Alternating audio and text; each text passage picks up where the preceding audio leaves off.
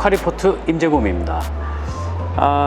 오늘 K7 프리미어 페이스리프트 모델이 비트 360에서 공개를 하고요. 오늘부터 사전 계약을 한다고 합니다. 차량 이달 말부터 판매를 시작할 계획이라고 하네요. 19년 6월 12일입니다. 오늘부터 사전 계약을 하는데 페이스리프트다 보니까 앞모습이 확실히 바뀌고요. 뒷모습도 훨씬 좀 더 뒤에 좀 보이는구나. 저 뒤에 보이시죠? 여기 라인. 예. 컨비네이션 램프가 일자로 그러니까 전방이 박힌 것처럼 이런 식으로 좀 더 고급스럽게 바뀌었습니다. 그러니까 전방의 그릴도 많이 확대가 됐어요. 그래서 좀 더 공격적인 그릴로 변신을 했습니다. 이전에는 2.4 모델이 있었는데 2.4 하이브리드 모델은 그대로 유지하되 2.5, 2500cc 가솔린 모델이 추가가 됐습니다. 엔진 하나가 더 추가됐어요.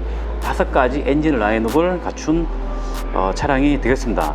2.5 모델 같은 경우에는 새로운 엔진 같은 경우에는 저속 구간과 고속 구간에 나눠져서 기존의 MPI와 GDI 직분사 엔진이 두 가지가 동시에 적용되는 엔진이 적용이 됐다 그래요. MVH 개선이 확실히 잘 된 엔진이라고 합니다. 두 가지 동시에 적용되기 때문에 실내 같은 경우에도 많이 바뀌었습니다. 가운데 센터페시아에 디스플레이가 12.3인치가 적용이 됐어요. 확실히 이전 모델보다 정말 확실히 업그레이드가 된 느낌입니다. K7이라 그러면 K7과 그랜저를 두 차를 비교한다 그러면 K7은 좀 더 나이가 든 모델, 그랜저 같은 경우는 좀 젊은 층들이 좋아하는, 그래서 아마 그랜저가 더 많이 팔렸지 않았나라는 생각을 해보는데요. 지금 K7 프리미어 같은 경우는 좀 더 고급스러우면서도 좀 더 다이나믹한, 그리고 좀 더 젊은 층으로 다가간 듯한 그런 디자인으로 만들어진 것 같습니다. K7 지금부터 한번 자세하게 한번 살펴보겠습니다.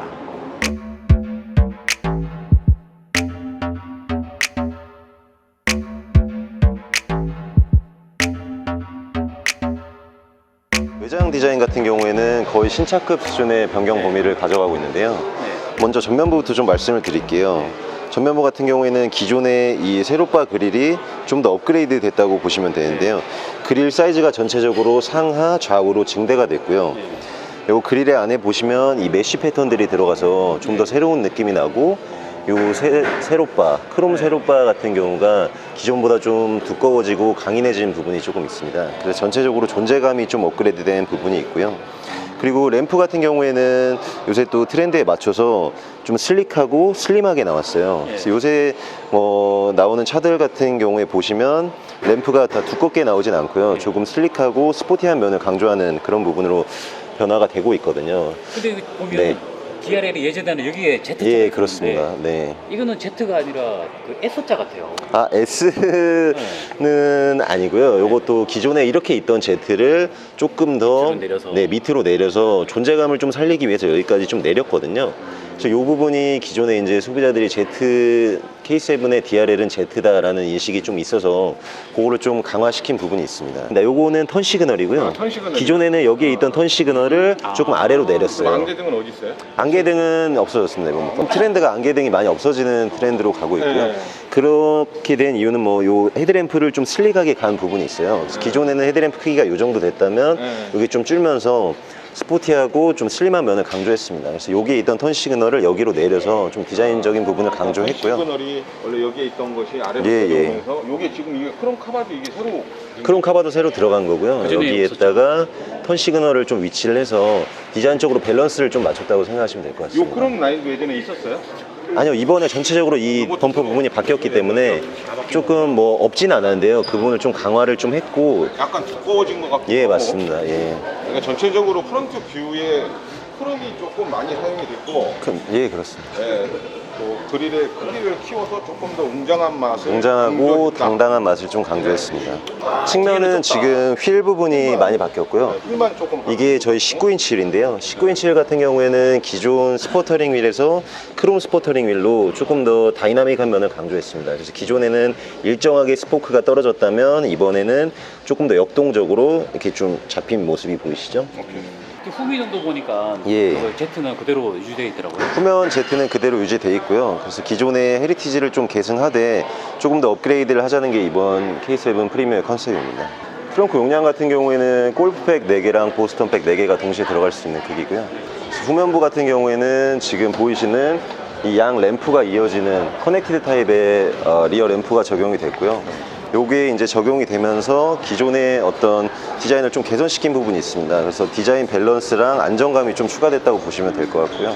그래서 보시면 전체적으로 좀 디자인이 거의 완성이 됐다는 좀 느낌을 받으실 수 있어요. 후면부 같은 경우에는 이 램프 미등 같은 경우에도 조금 다른 차와는 차별점을 더 가지고 기존에 이렇게 모든 차가 이어지거든요. 저희 요거는 뭐 스타 클라우드 형태의 램프인데요.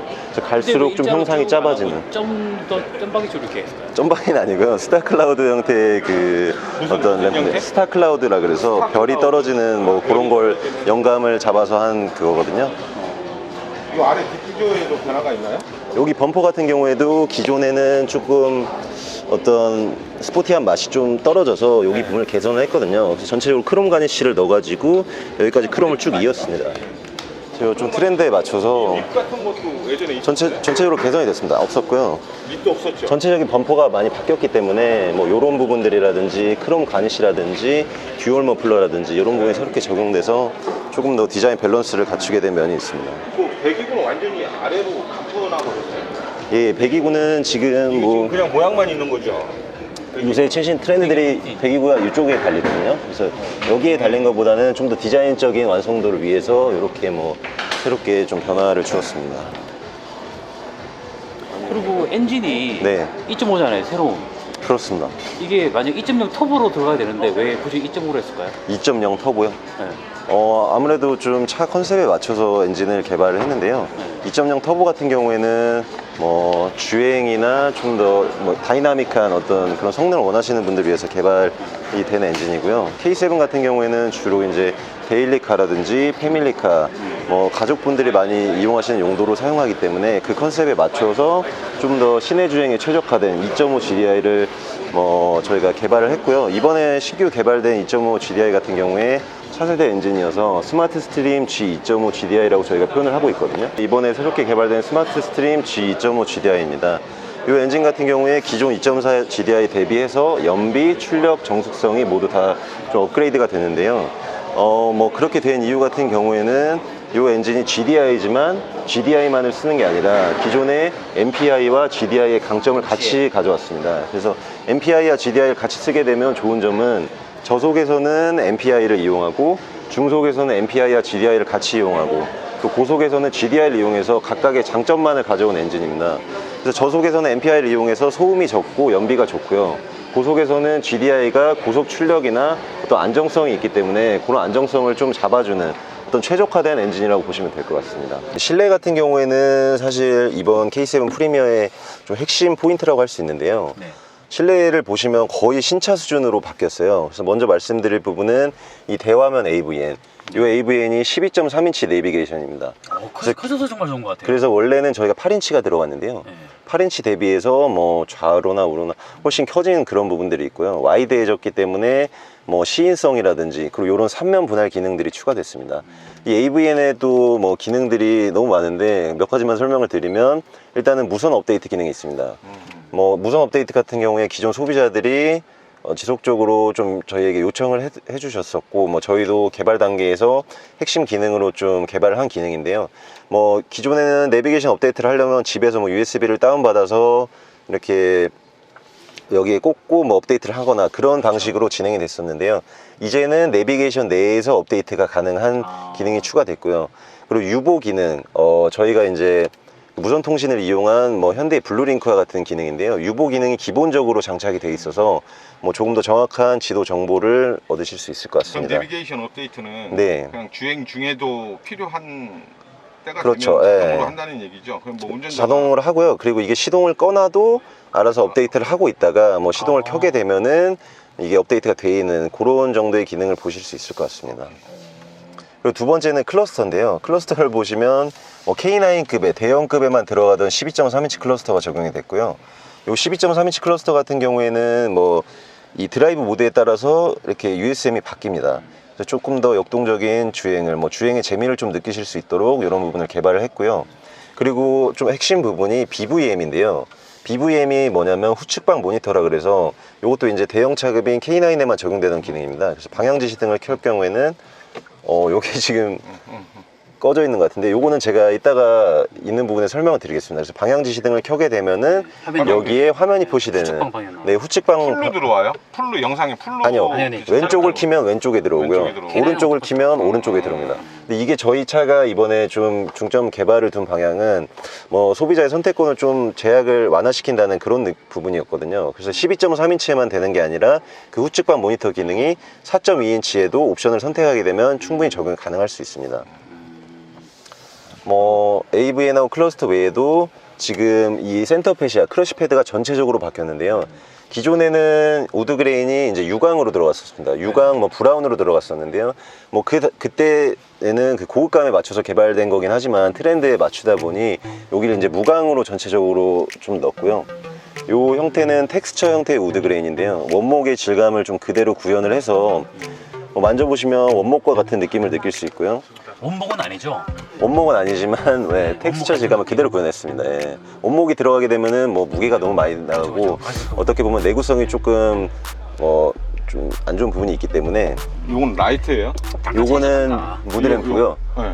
무드램프라고 해서 이제 앰비언트 라이트인데, 이제 지금은 조명이 너무 많아서 여기가 잘 보이지 않는데요. 여기 부분하고 요 발 부분, 요 같은 경우에는 70가지 정도, 약 70가지 정도의 컬러가 있어서 소비자분들이 요 내비게이션 화면에서 선택을 할 수가 있습니다. 그리고 요 전체적인 센터 패시아 버튼류도 다 바뀌었는데요. 기존 대비해서 버튼이 많이 줄었습니다. 그래서 좀 더 심플한 면을 강조했고, 여기에 보시면 공조 표시창을 새롭게 개발을 해서 좀 더 직관성을 높이고 시인성을 좀 높였습니다. 또 요 기능이 이제 공기청정 모드 기능인데요.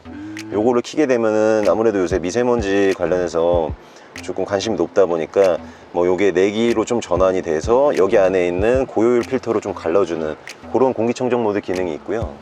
자연의 소리 기능 같은 경우에는 사실 여기서 제가 지금 시간이 없어서 다 보여드릴 수는 없겠지만, 네, 그냥 어떤 좀 소비자들이 힐링을 할 수 있도록 차 안에서 6가지 소리를 내는 기능이고요.